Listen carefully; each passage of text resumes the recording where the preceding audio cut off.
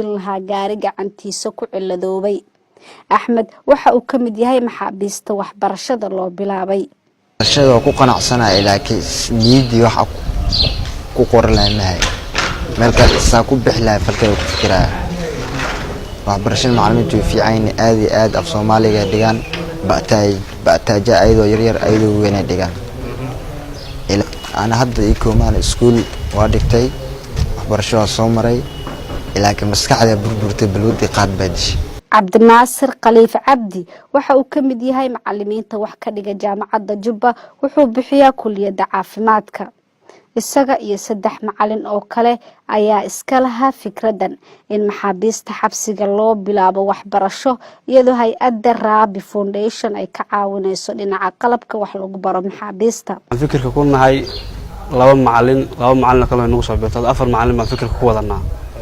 anaga kaliya ujeedadana waxay maxaabiistaasi caawiya kii wax qori karana ha loo sii faa'iideeyo kan wax qori karin hal la bara afka hooyo sida loo qoro loona akhriyo. aragtidu markay sida ahayd oo arrinka isla qaadanaan waxaan oola tagnay hay'adda Rabi Foundation. hay'adda Rabi Foundation waxaan oola tagnay inay naga caawiso waxbarashada agabka ay naga caawiso. leen maxbuuska hadaan anagii waqtigiisina waa nagu adkaanaysa in qalabna ugu darno duruufaha iska adag.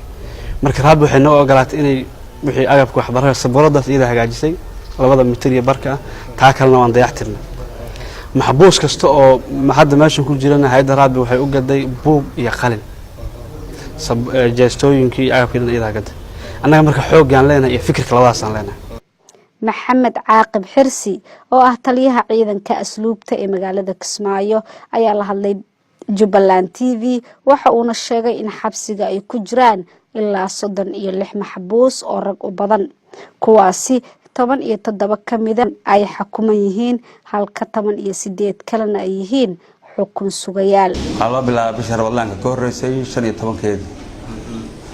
15 meel loo bilaabay. waxaa loogu bilaabay waxay siiyaan ilaa 3 maado oo hadda horeeyay say noo sheegeen waxaan adigu ay sheegeen inay farsamada gacanta iyo walba ku dardaraan.